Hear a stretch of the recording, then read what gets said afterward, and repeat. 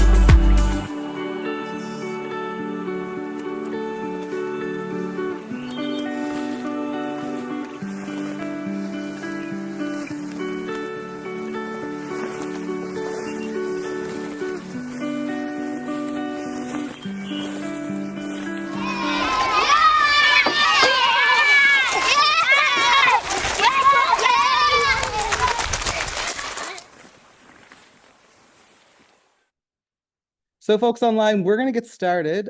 My name's Tyler Colburn. I'm going to put my video on as well so you can see me from the computer.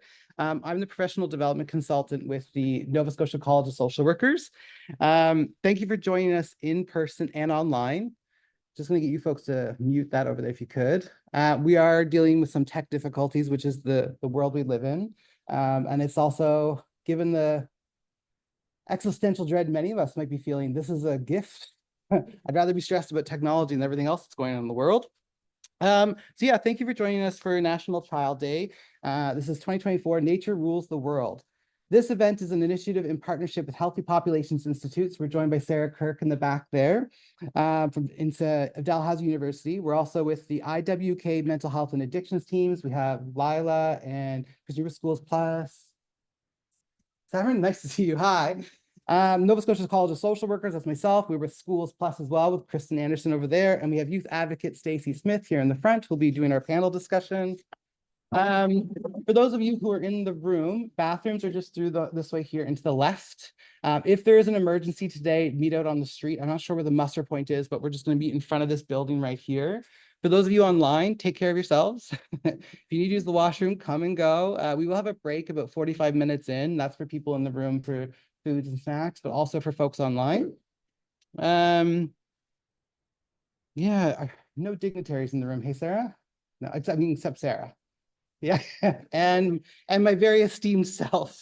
As we consider National Child Day and our theme, Nature Rules the World, we must also consider the nature we are a part of in this region and how this is the living embodiment of the territories of the Mi'kmaq. Today, we are gathering in person and online in Mi'kma'ki, the home of the Mi'kmaq. And today, as we speak from the Delmore Buddy Daye Learning Institute, we are in Shpuktuk, which is located on the territory of the Mi'kmaq. We cannot speak about the importance of nature and the future of children on National Child Day without recognizing and seeking to uphold the inherent rights of the Mi'kmaq people. These rights were recognized in the Peace and Friendship Treaties signed with the Mi'kmaq, Maliseet, and Passamaquoddy peoples from 1725 to 1779. A series of treaties did not surrender Indigenous land, resources, or sovereignty to the British Empire, but instead established rules for an ongoing relationship between nations. Canada later reaffirmed the treaties in Section 35 of the Constitution Act of 1982, pardon me, and they remain active to this day. Let us take time to pause in reflection and gratitude for the land where we live and work. For those of you online, encourage you to visit placenames.mapdev.ca and share with all of us the name of the land where you are joining us from. When we acknowledge the land, we must also begin to acknowledge the wisdom of this planet and align ourselves with its truths. We must seek to understand that the earth is not an extension of our bodies, but it's the other way around. And this comes from gesturing towards decolonial futures. As we acknowledge the land, nature, and National Child Day, let us take this moment to pause in gratitude for all who have and continue to heroically care and advocate for this beautiful land. May we join them in this sacred work. And so when I say that, I think of land defenders and water protectors and people across Turtle Island who are actively engaged in resistance and protection for this land. Let us ground ourselves in the wisdom of the land-based Mi'kmaq teachings and values that we must all begin to learn and continue to apply in our lives, work, and relationships. Let us work to decolonize ourselves, our practice, and this community that we share by working for justice for all living beings as an expression of our gratitude for being here. Let us take a deep breath and recenter ourselves away from the violent ways colonization fills our world and fills us. Let us take a deep breath and work on letting go of the unconscious bias that is everywhere, inside and out. May our session today lead us to be in right relationship with this land and with one another. Here together, we are all treaty people.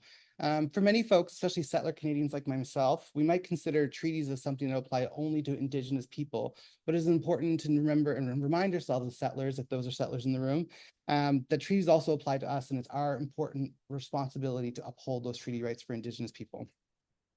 As we consider Nature and National Child Day, how might we uphold our collective responsibilities for treaty rights and honor the rights and the work of the Mi'kmaq and the Indigenous land defenders and water protectors across Turtle Island? How might we work in allyship to ensure nature is respected, honored, and protected? Furthermore, it's important to also consider how, as we speak for Mi'kma'ki, the forces of settler colonialism also led to the displacement and enslavement of people of African descent. Here in Mi'kma'ki, we are privileged to have over 50 distinct African Nova Scotian communities and over 20,000 African Nova Scotians living on these lands. As we think about the ways that nature rules the world, we must also consider the history of people of African descent in Nova Scotia, which is marked by resilience, contribution, and profound influence on the province's social fabric. From the Black Loyalists and the Maroons to the Southern American Black refugees, the legacies of these communities have indelibly shaped Nova Scotia's cultural landscape. Their stories, marked by perseverance in the face of adversity, are central to our shared history and necessitate both recognition and restitution.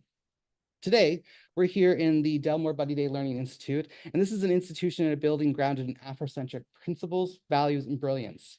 We're grateful to be hosting the event here and to be surrounded by the leadership, work, and beauty that's connected to this space. Today, a lot of work. Today is also National Day, Transgender Day of Remembrance for me. And so while we acknowledge that 2024 is National Child Day, the event that we're here for, Nature Rules the World, it's also important to recognize that today is the Transgender Day of Remembrance. According to GLAAD, which is the world's largest lesbian, gay, bisexual, transgender, and queer media advocacy organization, this day is about, quote, the memory of the transgender people whose lives were lost in acts of anti-transgender violence, end quote. This day began after the brutal killing of Rita Hester, a Black transgender woman who was murdered in 1998, just days before her 35th birthday. In recent years, we have witnessed in our provinces, country, and around the world an alarming increase in anti-trans and anti-queer rhetoric, political action, and violence. This day honors the many trans people who have lost their lives and seeks to build awareness about the issue of anti-trans violence. Research has shown that the mortality rate for transgender people is significantly higher than the general population and has not declined in over 50 years. This comes from the article by Kenny Walter called Mortality Rate Much Higher for Transgender People from 2021. We live in a time where our political leaders, along with alt-right movements, are working to erode hard fought for protections and rights for trans people in this province, across the country, and around the world. As we consider National Child Day, we must consider the rights of the children to be able to live and express themselves with safety and support from educators, communities, and family members. A more just and harmonious future for children is one in which trans joy, brilliance, and love is celebrated and protected. So why this day, National Child Day 2024, this topic, Nature Rules the World? This year marks the third year that Healthy Populations Institute, the IWK Mental Health and Addictions Team, the Nova Scotia College of Social Workers, Schools Plus, and the youth advocate Stacey Smith have partnered to co-host an event for National Day of Child on November 20th. These events seek to empower youth to speak on issues affecting them.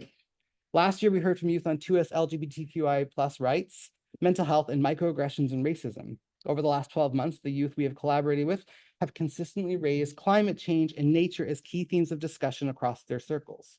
A common thread of hope has run through these discussions, resulting in us adopting a showcase approach for exemplary collaborative and community-oriented efforts to address youth concerns. In 2024, we've also partnered with Riverside School in Albert Bridge, Unama'ki, Cape Breton, to highlight the amazing collaborative work they've done in developing Riverside's knowledge path. On our screen, for folks online, for folks in person, we have Suzanne, who is the principal of Riverside. Hi, hopefully you can see me and the sound's working okay for you. Nice to see you again. Joshua and I had the privilege of going up there back in September and spending some time with her and being on the land there. It's truly amazing. Riverside's Knowledge Path is a wonderful example of integrating nature into learning and teaching and ensuring that youth feel connected with the land around them, ultimately promoting positive land and water stewardship among future generations. Today in our discussion and work, we are guided by the work of the authors and the participants in the One Chance to be a Child report from 2022, which can be found at onechancens.ca. Our theme this year, picked by the awesome students of Riverside School, is Nature Rules the World! Very important to include that piece. We know that nature and feeling connected to nature are essential to the well-being and success of the children. The One Chance to be a Child report states, this is a quote, "The places and spaces where children and youth spend their time play a key role in supporting their health and well-being, but access to safe and healthy places and spaces is not equitably distributed. Too many children and youth in Nova Scotia are not able to connect directly with the natural environments where they live.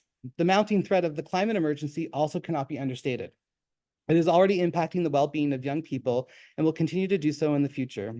Efforts are needed to protect the natural environment for future generations and to ensure that young people in Nova Scotia can access the benefits that come from being connected to nature. Built environments should also be designed to support well-being, such as through the adoption of child-friendly policies and the concept of play-friendly communities. Improving access to safe natural spaces to play, opportunities for active transportation, and age-friendly community designs can all support children as they grow," end quote. Again, from the One Chance to be a Child report. So today, we're here to recognize, celebrate, and learn from youth. We will hear from our panelists, and we are grateful for their wisdom, expertise, and insights. Our agenda for the day as follows. I'm shortly going to be done speaking, and we're going to transition to hearing from Riverside School. They're going to share a video with us about their knowledge path, and then we're going to have a little break. From there, we're going to go into our panel discussion, and we're going to close the day with a reading from Riverside School and the students and the staff from a book that speaks to the theme of Nature Rules the World today. Also want to acknowledge our wonderful interpreters here today. We have Charlie, who's on screen, and I can't remember your name. Shauna? Shara. Shar, thank you. We have Charlie and Shar here today with us, who will be taking turns interpreting and making sure that we have accessibility for those who might be facing barriers around audio. So thank you again for attending in person and online, and I look forward to being in the session with you. I'm going to turn everything over to the videos now. Is that cool, Josh?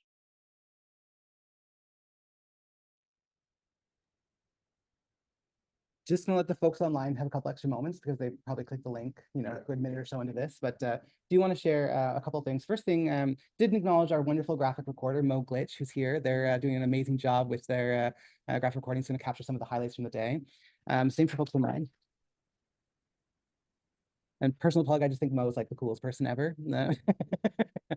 A couple of other things. Ideally, we'd have Suzanne be able to speak and be on camera, and so you folks could see and hear her voice, but we obviously are having some tech difficulties. But she did want to acknowledge that video that you just saw was a compilation of 4 years worth of work. So it gives a bit of an overview of the planning and the different groups in the winter of 2020, how they first used the path and where it is today. And so there has been some growth and changes in the path since it started. When Joshua and I were up there in September, end of September, we thought we were going to go for like, I don't know, half an hour. And then Suzanne brought us on this wonderful journey through the path. I think we were there for 2-3 hours. Yeah. And I just laughing because I was watching the kids on the video playing the instruments, and I was walking around going, like touching everything. And the path really does invite a sense of play, whimsy, and just like appreciation for nature and the land. So grateful that Suzanne did that for us and shared this video with us. And I just want to give a shout out to the students who are also watching today in Riverside School. So we have 4 different classrooms, I believe, who are watching this panel discussion and here with us today. We are going to transition to a break. We're going to have some food and snacks here for folks who are in the room. Reminder that the bathrooms are just through this hallway and to the left if you need to use the washrooms. We are going to come back at 11 a.m. So it's a 10-minute break. For folks online, take care of yourselves. We'll be back at 11. I will pause recording and turn the cameras off, and hopefully we can get some of this tech stuff figured out in the next 10 minutes. But see you folks online in 10 minutes, and folks in the room, enjoy yourselves, mingle, chat. All right. We are going to get started. So good morning, everybody. My name is Stacy Smith, and I am a youth advocate based here in Halifax. I wear a lot of hats, but briefly, I just started working with Nourish Nova Scotia as our youth engagement coordinator. I've been involved with a youth-led organization called the Young Canadians Roundtable on Health for the last 4 years, including the former executive director. And I'm currently a student at Mount St. Vincent doing my Master's of Arts in Education. So I'm not busy at all. So I'm excited to be here to moderate our amazing panel. This is my 2nd year doing this. So excited that they asked me back for another year. So we're going to be talking a little bit about the One Chance to Be a Child report, and really its focus on climate change and how, just like our title says, nature rules the world. So I'm going to talk about what we're going to have our panelists chat about before we get started. So we've asked and also told them in advance what we're going to be talking about. So we're going to have them share a little bit about their perspectives related to today's National Child Day, nature and social justice, and any stories or experiences that they'd like to share regarding their lived experience. As you know, our partners at Riverside School in Albert Bridge, Cape Breton chose the name for this event, and we'd love to know what that name of Nature Rules the World means to you folks. And then we're going to be talking about what prevents, hinders your connection to nature, what helps or supports you to be connected to nature, and how we can better support connection to nature for youth. So I know you had a chance to see these in advance and hopefully prepared with some great insights. And I am going to introduce everyone because we're going to be passing the mic along here today. So our first panelist here to my right is Will Brenner. He has been facilitating forest bathing, community nature-based wellness experiences with Soft Pine Wellness since 2021. Previous to that, he offered wilderness-based counseling for teenagers and rehabilitation, and led years of environmental conservation education programs. He is most passionate about supporting local people and communities on their journeys of building healthy connections to the natural world. Will and his partner live on the historic piece of land on the South Mountain near Greenwood, where they are practicing reciprocity, apologies if I said that wrong, with the land through flower and veggie gardens and creating awareness for old growth Acadian forests in the nearby Fales River. Next up is Charlie Cotreau, who is an environmental and social activist from the Annapolis Valley and a student in the history department at Acadia. He is involved with the Save Our Old Forest campaign in Annapolis County and was previously a student journalist at CHMR 93.5 FM in St. John's, Newfoundland. He currently writes and publishes The North, a column on Canadian culture and environmental issues on Substack.com. And finally, we have Zofia, a grade 12 student who is passionate about equity and environmentalism. She's been heavily involved in striving for environmental justice by working with groups such as the Save Our Old Forest organization, volunteering at a conservationist protest camp, and editing and assisting in the writing of environmental journals.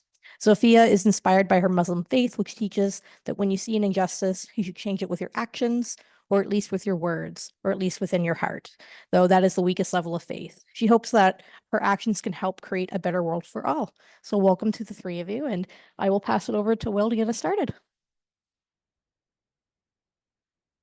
All the questions at once. Okay.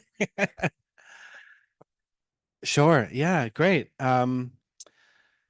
Well, my story kind of involves growing up in Hamilton in Ontario, a fairly large urban area, and then sneaking away to cottage country, to a relatively rustic cottage, where most of my summer days I remember walking around a little grassy beach with only swim trunks on and eating fresh fruit and swimming in the lake and catching fish and being in the sun. And when I compared that as a kid to going back to the city, and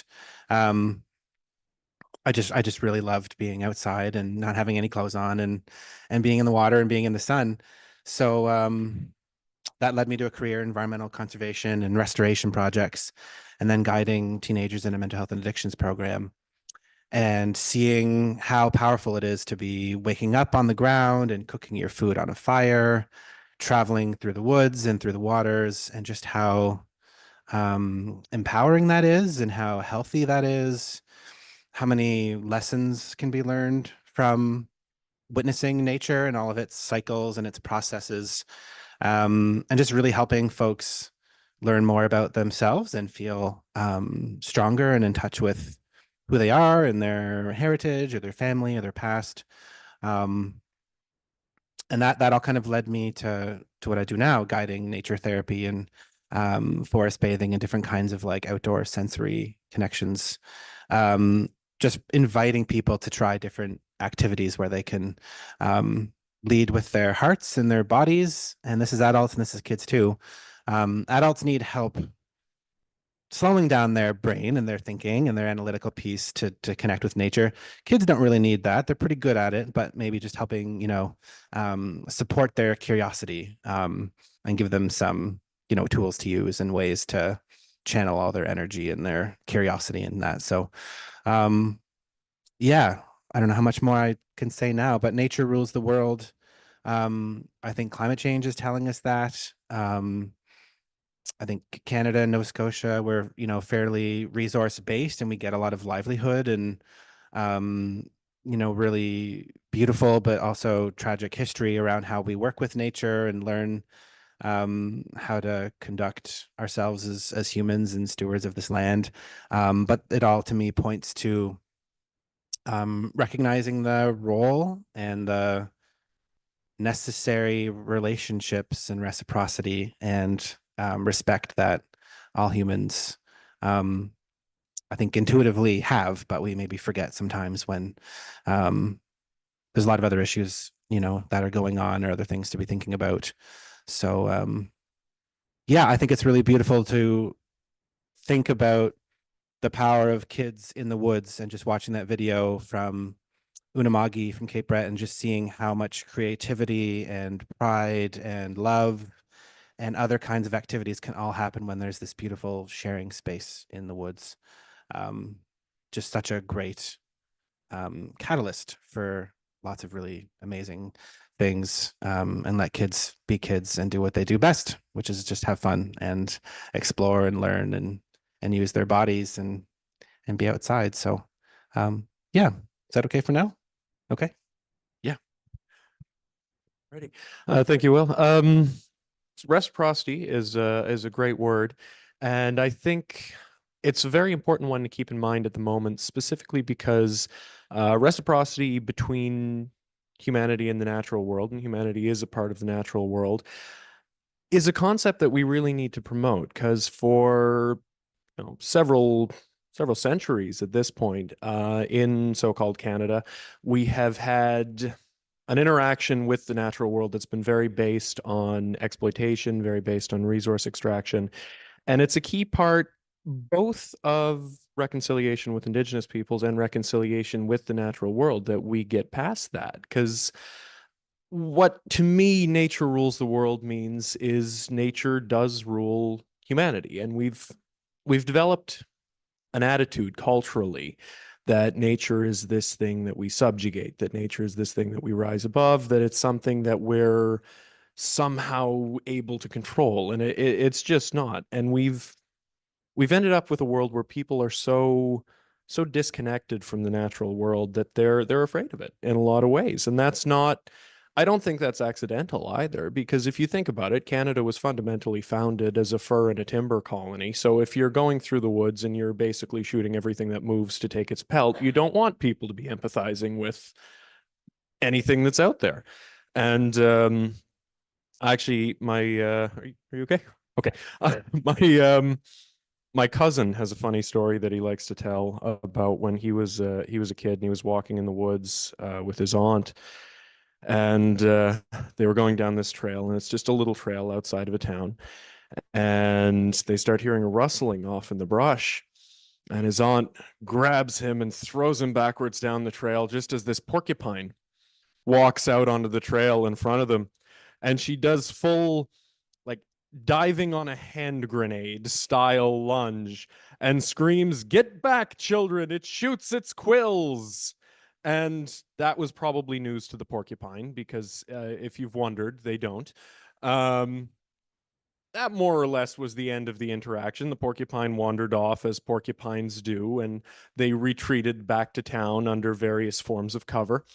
But I think another issue that we have, particularly talking about in terms of environmentalism, is people don't realize the speed at which we are chewing through natural resources, the speed that we are chewing up nature as a very heavily resource-based economy. And I realized, I've done quite a bit of writing about this as a topic, and I realized not even I can really quantify it in my head. Like, okay, for instance, I looked up the numbers for this, and in 2023, Canada lost 8.5 million hectares of tree cover. Now, I just want to put a question in the room here. Who here can tell me what a hectare is? Exactly. I couldn't tell me what a hectare is either. It's 1/10 of a square kilometer. So 8.5 million hectares. If you change that to square kilometers, that's 85,000 square kilometers. Now, if we put all of those square kilometers in a nice orderly little line, if you were to get up and you were to walk out the front door of this building and you were to start walking west for 85,000 kilometers, you would walk around the world twice and then to Vancouver. Now, picture that as a 1 kilometer wide swath. That is the amount of tree cover that Canada has lost in the last year, let alone in the last 10 years or 25 years. Now, it's very important to tie conservation into reconciliation because they're not separable in a lot of ways. And I know Sophia's going to talk more about that in a little while, and she does it so well. So stay tuned for that. But I want to talk about, I was in Baxter State Park in Maine earlier this summer. And Baxter State Park is on the traditional lands of the Penobscot Abenaki. And it's called a state park, but it's very loosely a state park. It was put together from the 1930s to the 1960s by a former governor of that state who bought up individual parcels of land and then willed them in a irrevocable trust to the state to be managed by the Attorney General of the state, the Maine Commissioner of Inland Fisheries and Wildlife, and the Maine Director of Forestry. Now, this is really, really impressive woodland. It's not much old growth at this point, but it has a healthy moose population. There's a great deal of biodiversity going on. And the Percival Baxter, the man who put this park together, his stated goal, and I've got his quote here, was that it would be free, that Katahdin, which is the highest mountain in that part of the northeast of Turtle Island, and all its glory shall remain free, shall remain the mountain of the people of Maine. Throughout the ages, it will stand as an inspiration to the men and women of the state. Now, it's a noble goal, and it is exactly what the Penobscot had been doing for more or less 10,000 years, give or take a couple of weeks. Now, there's every year or so, there's a motion put through the Maine legislature that is, the goal of it is to add a Penobscot representative to the board that oversees Baxter State Park. And every year it's voted down. So the Penobscot have this land that is now preserved as this park by the colonial government that completely locks them out from practicing their traditional practices that had kept this forest healthy for so long, and they're not even given representation within the board that oversees it. And I think in a lot of ways this ties into one of the biggest barricades to environmental progress particularly within North America, but within a lot of the world as well, is that as the climate crisis gets worse and worse, we are fundamentally running out of time. But I think there's an inertia that has to be overcome. And a lot of that inertia, I believe, to a great deal, is that humanity is programmed on a pretty fundamental level, I think, that we're always gonna wait. We want guidance in how we go about tackling a crisis like this. If you go back to the very beginning of the written record of any story that humanity has ever felt fit to tell, they always follow these larger than life characters that lead the situation, that overcome adversity. But the problem is a capitalistic system just does not work that way. Power comes from wealth, wealth comes from exploitation and destruction. So anyone that has power is going to be fundamentally opposed in a lot of ways to anything that directly benefits any kind of grassroots movement. And that means to overcome the climate crisis, it's very important that we, that we understand that we have to fundamentally change not just the societal norms, but the societal ideals of who we should be listening to overcome these things. We need to be listening to the people who have the experience in stewarding these lands. We have to be listening to, not just Indigenous voices who should be leading the conversation, but also everyone that, frankly, if you are not a millionaire, the climate crisis is going to be at your doorstep within a few years. It's an issue of survival at this point, and in a lot of ways that is holding us back, because you do have the current elite of the environmental movement, for instance, say Jane Goodall, David Attenborough, people who were childhood heroes of mine, frankly, who should know better, that get on a private jet, fly to Switzerland, and give an impassioned talk about how, say, population growth or something is the problem. And that's just fundamentally not the case. And I've got some numbers here. The Democratic Republic of Congo, one of the biggest countries in the world, population of 102 million, has a total carbon output per year of 3.5 million tons. Now, the population of Nova Scotia is 1 million, give or take. Does anyone want to venture a guess what Nova Scotia's carbon footprint per year is? It's 14.4 million tons. So it's almost 5 times as bad as the Congo's with 1% of the population. And Nova Scotia's is actually 21% below the average in Canada. So you have these people that say things like, oh, well, Canada's only got 40 million people. What does it matter if we do things when you still have production economies like China and the US and different areas like this that are doing this, that, and the other thing? It's per capita. And per capita, we have an extreme responsibility to step up and take our role in fighting the climate crisis. And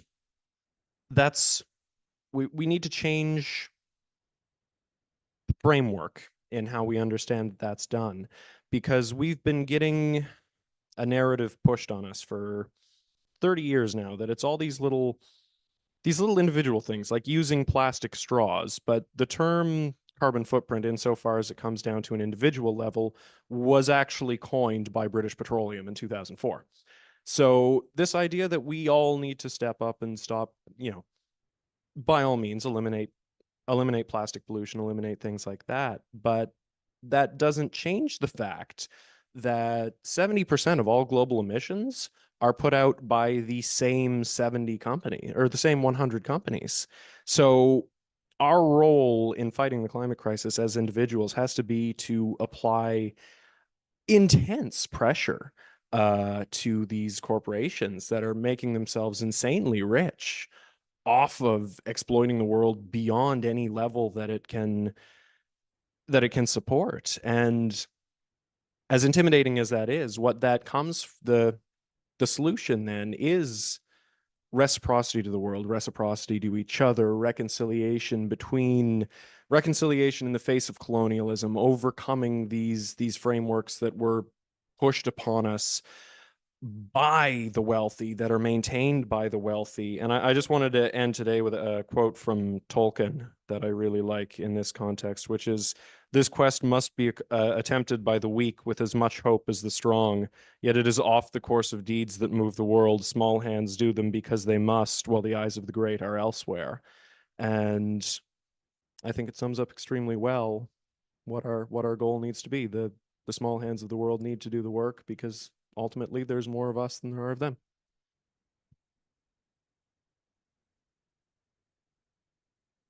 So, hello. As Charlie said, I'm going to be talking about Indigenous sovereignty to the land, but specifically what we as non-Indigenous people have and what our role is in protecting what is, our home too. I've lived here all of my life. It's what I've grown up with, but I'm not Indigenous. So when I'm coming to talks like this, what is my role? So I'm going to start off with a bit of a story because we were asked to do that. So when I was little, there was a park right across the road from our house that I'd love to play at every day. Some of my favorite memories have been there, like climbing up to the very top of the monkey bars with my mum or playing soccer with my friends on Eid. But what I want to talk about now is a conversation that I had with another kid in those woods when I was about 6. So there was a hill up to a hollowed out tree that was my favorite fort. And one day I was climbing up that hill and I think it was a little muddy, so I was struggling to get my feet under me. And there was another kid a little further up who turned back and looked at me and said, "Don't you wish you were Mi'kmaq?" Because I was struggling a bit. And I looked at him and said, "No, I'm Polish. That's where my family are. Why would I want to be anything else?" And he said, "Oh, but the Mi'kmaq were the best at being in the woods." And I shrugged my little 6-year-old shoulders and went back to getting up the hill. But what that kid has said has stayed with me for quite a long time and really sums up what I want to be talking about. In that moment, I was really confused because I'd already learned about stereotypes. So it seems silly that something as simple as being white or being indigenous would affect your ability to climb up a hill. And I still think that. There's no reason why your race should define your abilities or interests. But as I've grown, I've started learning the importance of really listening to what Indigenous people have to say about their land. Not wishing to be Indigenous, um, but having an understanding that they were here first. To put in 6-year-old terms, I can still play here, but I need to join their game. But unfortunately, Canada hasn't really excelled at that through our history. Rather than joining and learning from Indigenous people, our country has continuously genocided them up to the present day. And Canadian conservation strategies also demonstrate a willful principle of removing Indigenous people from the discussion. And I think because of that, Canadian conservation is often ineffective and sometimes actively harmful to the environment it protects. So I think we were all paying attention to the horrible fires that were going on in Jasper National Park this year, and Banff is likely to fall to the same fate, if not this summer, then very soon. Indigenous leaders and environmentalists have talked about solutions to this, really dangerous fires that hurt lots of people. We lose so many forests from it, and fauna and wildlife. And what they're suggesting is an ancient practice of controlled burns, oftentimes in the early spring or the late fall. This was a cultural practice that was banned by the Canadian government. I've read a lot about this, and it seems like Canadian conservation might be listening and taking some of these approaches, and I really, really hope that's the case. However, one plan that has been put into effect is to clear-cut massive fire breaks throughout the national parks in the attempt to stop burns before they can take over or touch human settlements. That's pretty upsetting. So this is slightly different, but I wanted to talk about some success as well as difficulties.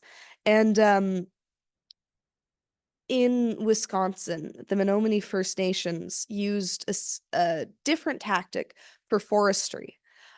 These involve taking away old and dead trees rather than the healthiest, strongest trees for their lumber mills.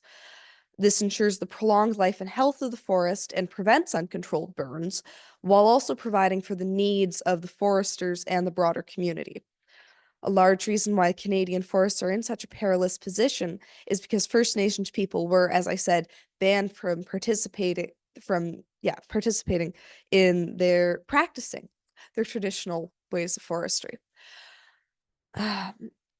So Canadian conservation tends to run between two extremes, desiring the wilderness to be completely untouched to fit with the ideal image of Canada and therefore empty of human residents, or to completely manage that wilderness, such as clear cutting.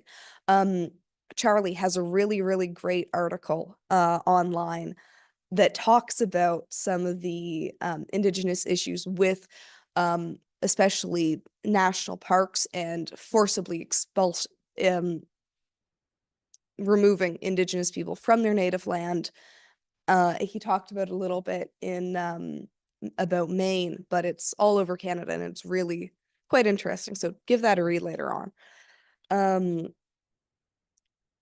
But very rarely do we see a cohesive approach to environmentalism and to connecting with nature, which is what I think is really crucial to fostering that connection and to, again, recognizing that nature rules our world, we're a part of it, and we need to bring together that cohesive approach. I reached out to an environmentalist, Nina Newington, who's done a lot of work in Nova Scotia setting up different environmental practices and protection camps for forestry. And she told me that the idea that people are above and separate from nature and entitled to extract whatever they want from the rest of the living world is responsible for the catastrophic situation we find ourselves in, end quote. So I've already spoken about the Indigenous traditions and their importance in Canadian conservation. But as I said earlier, I'm not Indigenous and I'm not trying to talk about what they've already said and what anyone here should be researching on their own time and listening to Indigenous people say. I'm talking about the non-Indigenous role in caring for my home, my role in caring for my home.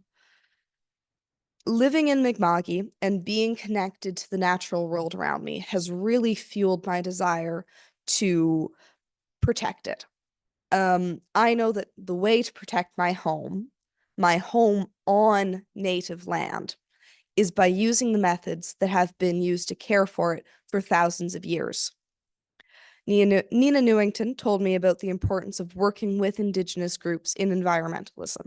She says that I am so grateful to the Mi'kmaq. They have, against the best efforts of colonial powers, preserved a way of understanding our place as humans within nature, end quote.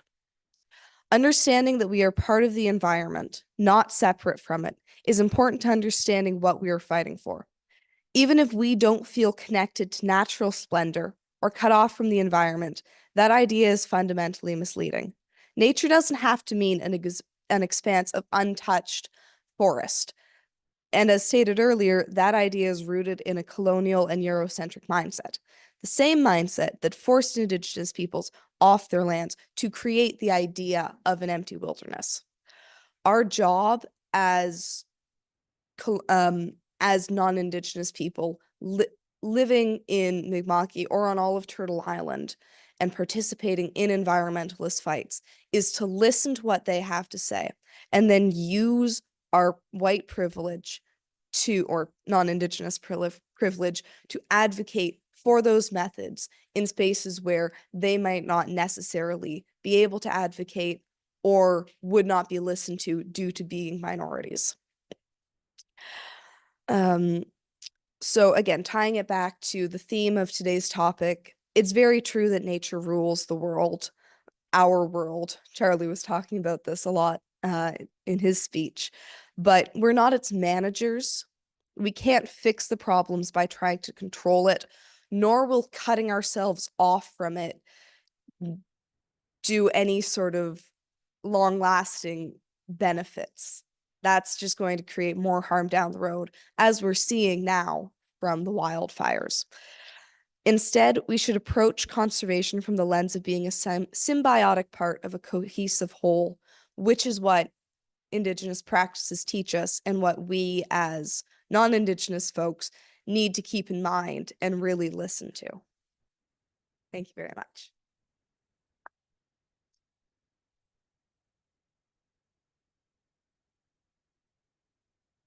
That's great. Thank you so much to the three of you for your wonderful insights. And I think, listening to all of your personal experiences and even just the data really speaks to the crisis that we're in. We've seen it starting last year here in Nova Scotia with the wildfires and then the flooding. And we're going to continue to see that over the years to come, worse weather and worse storms. So thank you so much. We have some time for some questions. I think we have a little bit of time. Yeah, perfect. So online or in the audience, would love to hear from you. You can put it in the chat if you're joining us on Zoom.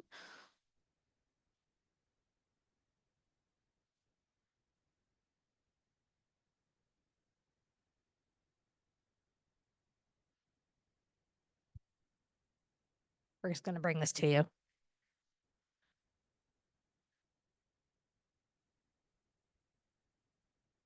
How do you think that we should approach the idea of eco-grief, specifically towards our youth who are experiencing higher rates of anxiety and depression surrounding what's happening around the world?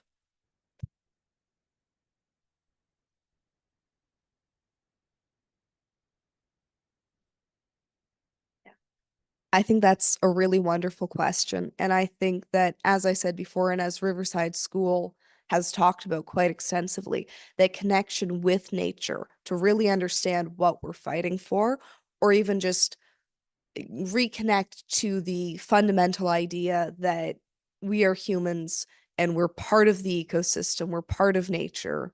As I said, we're not above it, we're not separate, we're not its managers. As I said, we were asked to share stories earlier on, and my elementary school, where my little brother is going now, has a really great woods that connect the property, which when I was going through school, we weren't allowed to go in. No climbing trees, no building forts. And the former principal of that school changed it pretty recently. So now any kid is able to play in the woods over lunchtime or build forts, climb trees, etc. And it was, I think, a motion that was met with overwhelming positivity from the students and from most of the staff too. I think a big issue is that a lot of parents and guardians are scared that kids are going to get hurt, and so don't want them playing off in the woods by themselves, which is a very understandable concern. As I said, I'm a big sister, so I can kind of get that.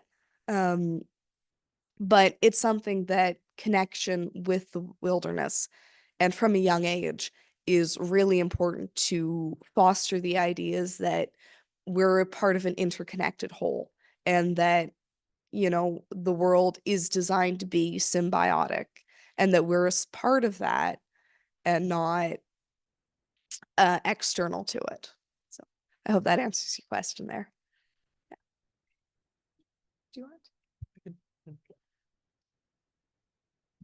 So that's an excellent question. And I think at the risk of stating a cliche, you kind of have to go with the Dylan Thomas quote of "Do not go gentle into that good night, rage, rage against the dying of the light." And I think an important tool in tackling that sort of collective sense of grief over ongoing ecocide is let it be your motivation in a lot of ways. What you do to push back against that doesn't have to be big, but it's absolutely essential that everyone does what they can. And there is something that everybody can do. Like Fia was talking a lot about Nina Newington, who's an environmentalist down in Kingston and Annapolis counties. And she oversees the Save Our Old Forests campaign. And they have, in the past 2 years, done a number of blockade camps that have stood in the way of significant logging operations in sensitive pieces of forest. And these camps have stood, I think it's been 200 days twice for 2 different camps. And the reason for this is that basically you make it as inconvenient as possible for any sort of timber interest to get in, but it also gives local ecologists time to go into the forest, and what they look for is lichens, because lichens, a lot of different species are endangered. But the most important thing about lichens from a conservation standpoint is that they don't move. Migratory birds move and things like that. So it just stops cutting on a block of land for usually a few months. But once you have a lichen in place in a tree, there's an exclusion zone around that tree of, depending on the species, it's between 50 meters and 300 meters. And if you can string enough of these trees together, you can make it effectively impossible for logging interests or something like that to go in. So the people that staff these camps, they're not, we're not talking about guerrilla warfare here or anything. It's retirees who go and have time to be up there, have time to go through the forest, things like that. But there are significant acreages of old growth forests still standing in Annapolis County, simply because people were able to give even just 3 or 4 hours a week to go up and take a close look at this forest. And actually, I'm going to finish off here with the reason why that is important is because the province, for the most part, I don't know about other provinces, but Nova Scotia specifically, won't even send ecologists out to cut blocks at this point, because the amount of time that they allot them to try and find any lichens or anything like that is not actually sufficient for them to do it. So they just assume at this point that they're not going to find anything. So anything that you can do that interrupts that bureaucratic steamroller that powers our extractionist economy is hugely beneficial. So let that eco grief be your motivation to make those changes, to take that time and do something like that. All right, we have time for one more question with Lila here. Thank you. Given that today is the National Day of the Child, and we know how important that nature and environment is to where children live, learn, grow, and play, maybe for Will, a question around what's a sense of hope for the kids who are listening in the classrooms today to this presentation on what they can do to engage and be hopeful for a future with more engagement in nature? That's a great question. Yeah, thanks. And it's similar to the eco grief piece as well.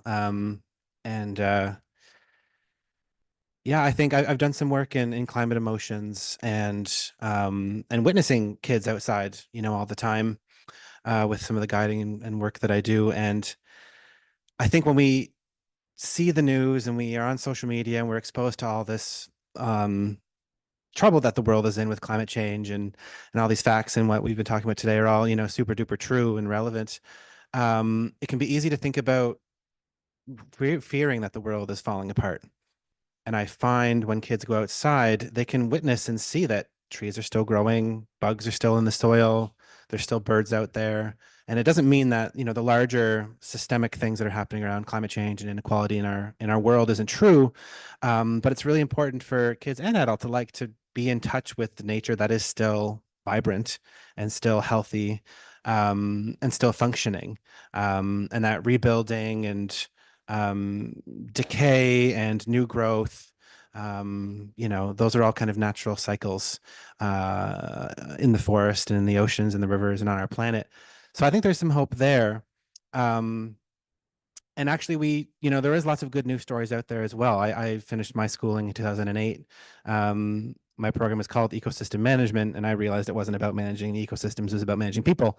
But we didn't talk about a lot of things that we talk about nowadays. I mean, truth and reconciliation, hearing from Elder Albert Marshall from Lunamagi and Cape Breton about Nadugalimk and Edwaptamunk. And there's a lot of really beautiful conversations around how do humans and the more than human world have a reciprocal and respectful relationship.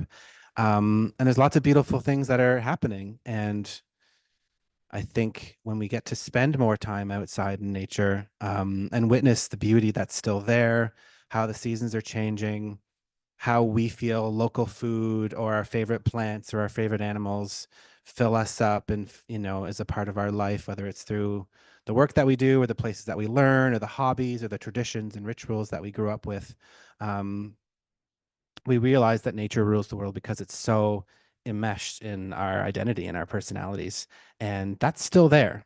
You know, the game isn't over yet. I mean, there are lots of tough things that are happening, but I think kids can talk about that and talk about how they feel around how does this certain news story or this clear cutting that happened in their neighborhood, how does that make them feel, and to just really be in touch with each other around their, you know, shared sense of concern and care and love and passion for nature. And it's really those collective conversations, ideally underneath the canopy of trees, that can make us feel really hopeful and fuel the work that we need to do. That's great. Thank you so much. So we're going to now pivot to our reading. Tyler is going to put that video up. So just one moment. All right. Thanks so much. That was great. So just a few kind of closing remarks and some reflections based upon our panel discussion, based upon what we've chatted about with our questions and our videos. So a few things that stand out to myself as a somewhat young person. I'm going to say somewhat because I just turned 30 this year. One thing that Sophia actually said that I really like was learning about nature early. Early years is such an important part. It's where you're making those connections early, you're starting to put those habits in. And I think being connected with nature is something that is really important for just healthy habits in general. And that's something that I'm very passionate about. And it really will help us in the long run with folks wanting to start really pushing for that climate change and climate support. Our question we had from the audience was great around eco-grief and even climate anxiety as being a big part of that. Currently doing a project with Lakehead University that's focusing on that. And I think we forget that young people don't know what the future of our planet is, and they want to help, but they also sometimes feel overwhelmed and don't know where to start. So I think that really leads into engaging young people in these conversations and taking them seriously, putting them at the leadership tables, having them as part of these conversations. I think that is really key. And my last piece is on this wonderful graphic we have here, Canada has a very big responsibility to fight the climate crisis, but the globe does. It's not just about us. I know, you know, based upon some great stats that you had, that Canada's definitely a big part of the problem, especially Nova Scotia. But we have to think about us around the globe, and with the recent result of the US election, putting that into jeopardy, it's going to be interesting to see where we are in 4 years with the climate around the world.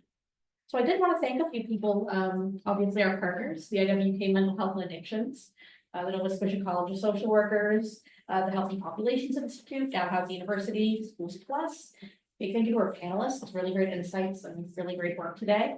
A big thanks to our interpreters for doing our interpretation today. Another big thanks to Riverside School for all of their amazing work. Big thanks to Mo, our lovely graphic reporter. Really great work on that. Now, I can barely draw a stick figure, so thank you so much. Big thanks to the Delmore Buddy Learning Institute for hosting us. It's a great space, and hopefully we'll be back here in the future. And second last, our wonderful tech person today for getting us through all these fun challenges.